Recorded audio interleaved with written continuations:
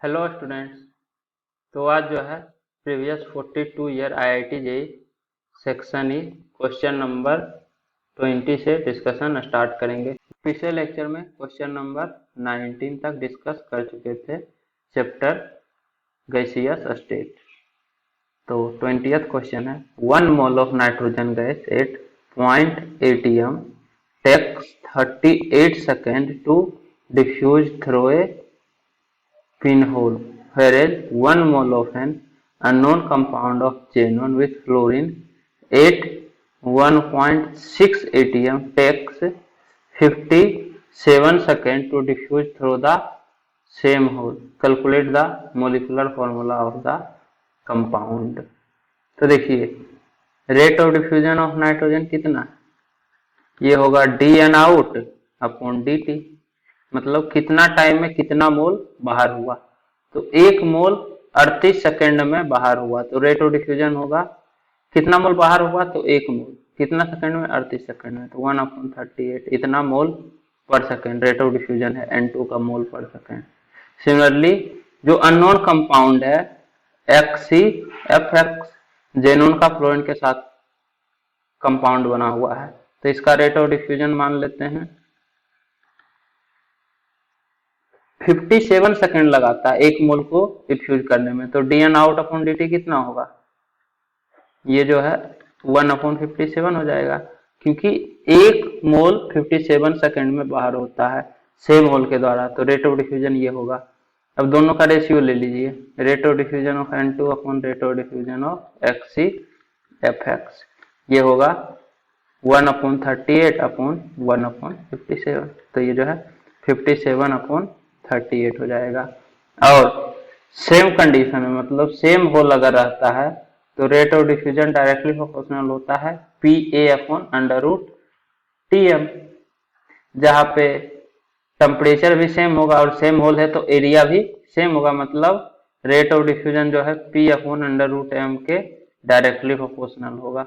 मतलब rate of diffusion of N2 upon rate of diffusion of XCFX होगा pressure of N2 upon under root molecular mass of N2, और upon में pressure of XCFX upon under root molecular mass of XCFX, तो वो ऊपर चला जाएगा under root molecular mass of XCFX into pressure of XCFX।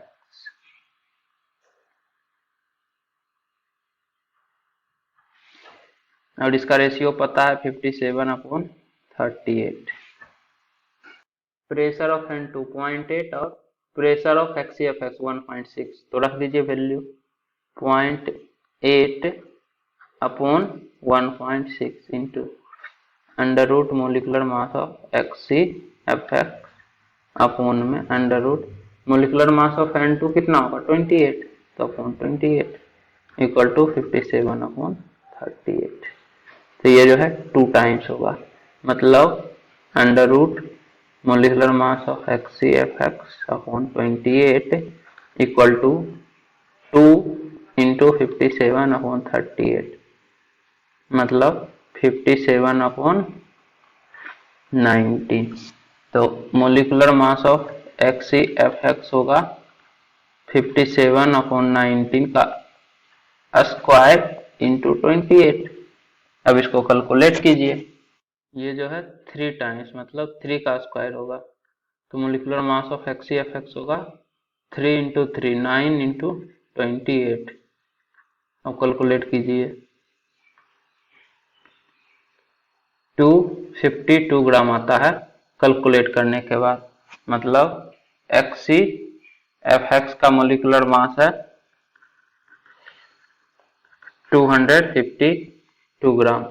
तो यहाँ से x का वैल्यू आ जाएगा। इसके लिए क्या करेंगे, तो मोलिकुलर मास ऑफ XCFX क्या होगा, molecular mass of xenon plus x time molecular mass of fluorine, ये जो है XCFX का मोलिकुलर मास हो जाएगा।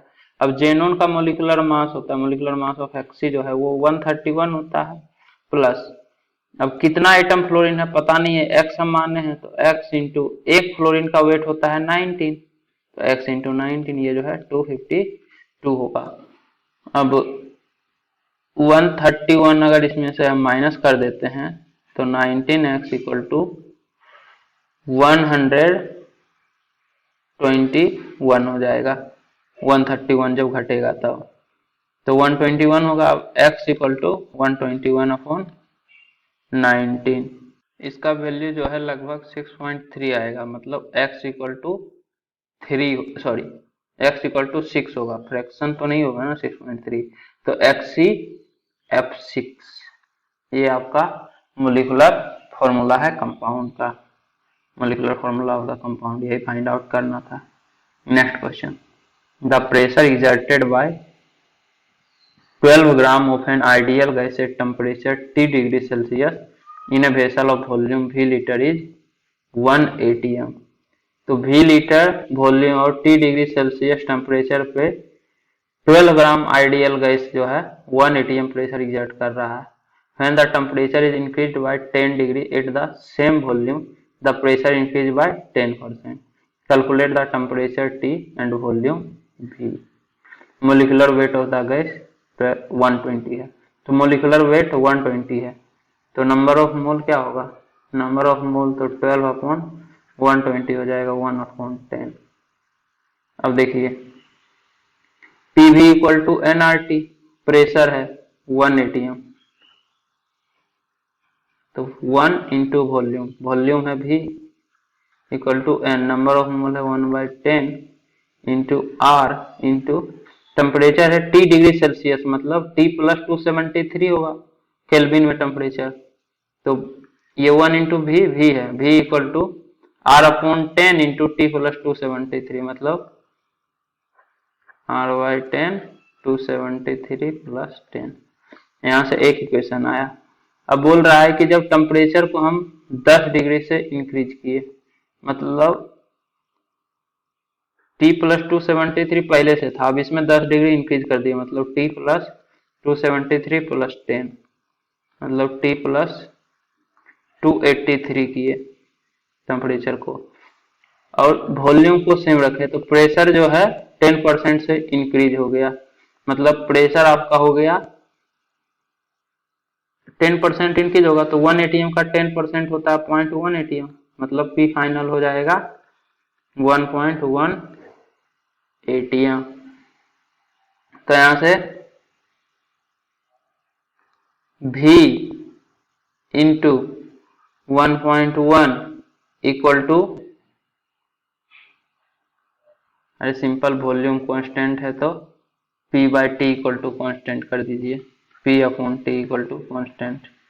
प्रेशर इनिशियल है 1 atm, टेम्परेचर इनिशियल है T प्लस 273, प्रेशर फाइनल हो गया 1.1, टेम्परेचर हो गया final T plus 283, T plus 283 final temperature है। अब जो है सॉल्व कीजिए, तो T plus 283 equal to 1.1 T plus 273 into 1.1, तो ये जो है 0.1 T equal to 283 minus 273 into 1.1। अब जो है इसको सॉल्व कीजिए, तो इसका वैल्यू आता है 300.3, 283 माइनस 300.3, तो ये जो है होगा -17.3, तो 0.1 T इक्वल टू -17.3, तो T इक्वल टू -173, तो इतना डिग्री सेल्सियस इनिशियल टेम्परेचर था। अब ये जो है इस वाले इक्वेशन में रख दीजिए, तो आपका वॉल्यूम आ जाएगा, तो वॉल्यूम इक्वल टू होगा R/10 इंटू 273 प्लस T, मतलब 273 और T आपका कितना है -173, तो -173, ये होगा 100, R/10 इंटू 100, तो 10R, और R का वैल्यू 0.082,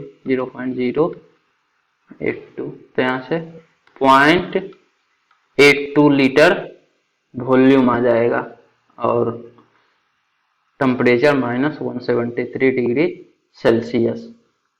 यहाँ पे आप जो ये किए थे ना, यहाँ पे P V equal to n R T, इससे भी हो जाता, P upon T equal to constant नहीं भी करते तो वही चीज तो है। यहाँ पे आप लिखते 1.1 इंटू वी इक्वल टू, ये तो टेम्परेचर फाइनल हो गया, इंटू एन 1/10 इंटू आर।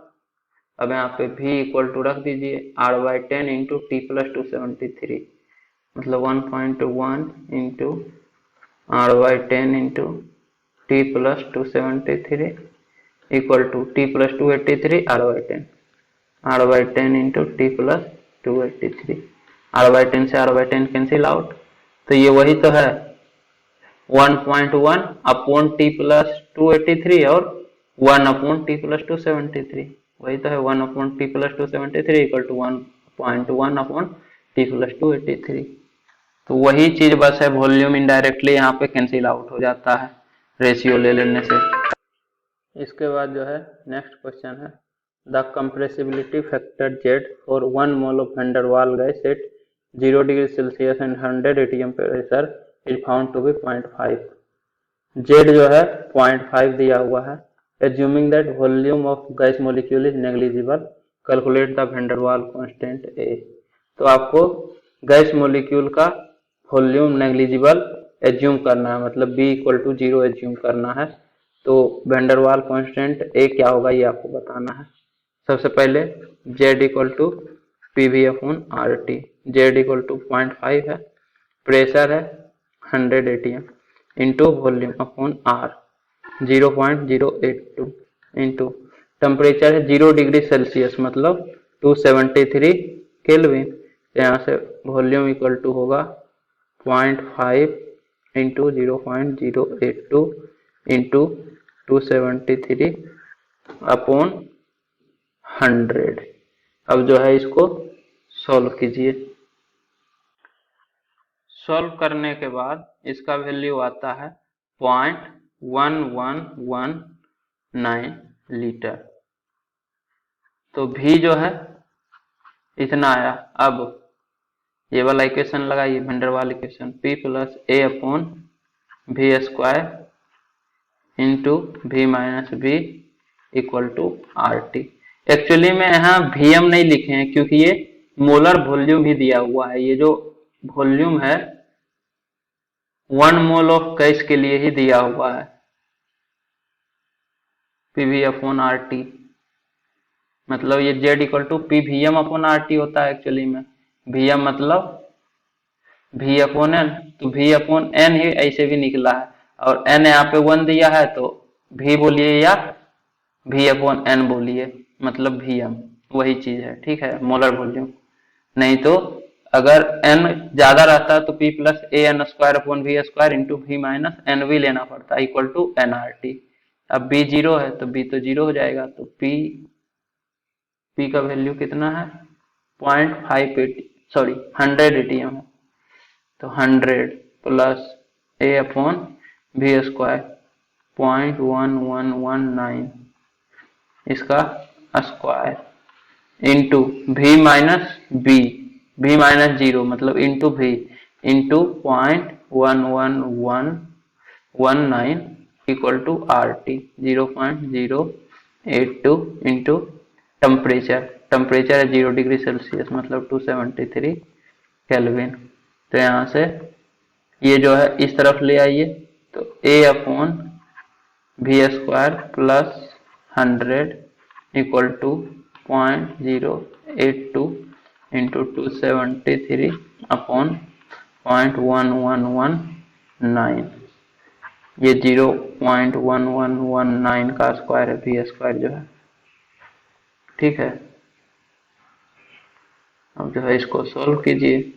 तो सोल्व करने के बाद इसका वैल्यू आता है 200.05, तो a प्लस 0.1119 का square plus 100 equal to this, मतलब a अपॉन 0.1119 का स्क्वायर इक्वल टू 100.05, क्योंकि ये 100 इस तरफ आएगा तो माइनस हो जाएगा, तो a इक्वल टू 100.05 इंटू 0.1119 का स्क्वायर। अब जब इसको सोल्व कीजिएगा तो इसका वैल्यू आता है 1.253 ATM लीटर स्क्वायर पर मोल स्क्वायर। तो ये जो है ए का वैल्यू आ जाएगा। इसके बाद बस यही कैलकुलेट करना था। अब जो है अगले लेक्चर में क्वेश्चन नंबर 24 से डिस्कशन स्टार्ट करेंगे। तो उम्मीद करता हूँ कि आपको ये वीडियो पसंद आई होगी।